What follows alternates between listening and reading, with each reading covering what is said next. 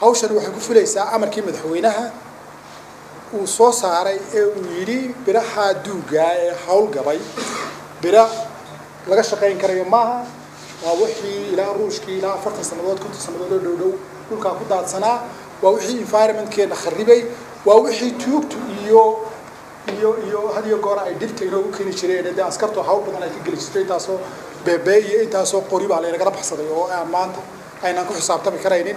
maadaama hawsha sidaa tahay madaxweynaha jamhuuriyadda Soomaaliland waxa uu amar ku bixiyay in wixii laga faa'iideysto hantida ummadda hadaan laga faa'iideysan ama iyadoo markay ilaah hawlgabkeedii in laga faa'iideysto oo ummadda looga faa'iideeyo waliba si gaar ah ayuu amarka u bixiyay uu leeyahay hantida ka soo baxda ciidamada hal lagu taageero runtiina waa caadi qofku markuu maaragtay xoogaa xadaarada bay muujinaysaa inaynu iskaraabkii meel laga maro la waayay oo wadooyinka inaga xidhay oo dhibaatooyin badan geystay inta la ururiyo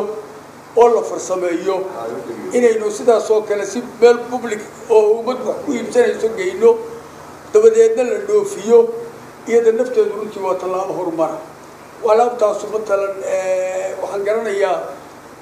garanayaa dekada berbera baan wax xusuustaa laba wiishoo dhaadheer oo loogu talagalay key cranes baa la yiraahdaa in aan maraakiibta ay alaabta ka soo saaraan qaranka ku jira oo yaani gacankoodu gaari karo baa la sameeyay bariga ruushku dekada sameeyay waqti dambe baa waxa la ogaaday labada wiishbatanku inuu yariyo center iyo center ugu dambeyntiina waxa halkaasi lagu soo bandhigay baahinta qadaraaska iyo shirkadaha u tartamayay waxaana ku guuleysatay shirkad lagu magacaabo Saaxil taasi oo iyadu buuxisay dhammaan shuruudihii looga baahnaa waxa aanu aad iyo aad maaragtay ugu faraxsanahay in aanu ku guuleysanay bidhka isaga ah oo aanu soo galnay halgan aad iyo aad u fara badan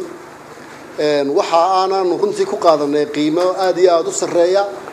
markii aanu isqiyaasaynay qiimaha baalka aanu ku qaadan karno waanu is eegnay waxaanu balbaalka maanta sacrifice sameeyo kullayba ciidankeena qaranku wuxuu u baahan yahay in la taageero oo la isla barbar taago anaga oo hiiliyo hooba la barbar taagan ciidankeena si cadaaladana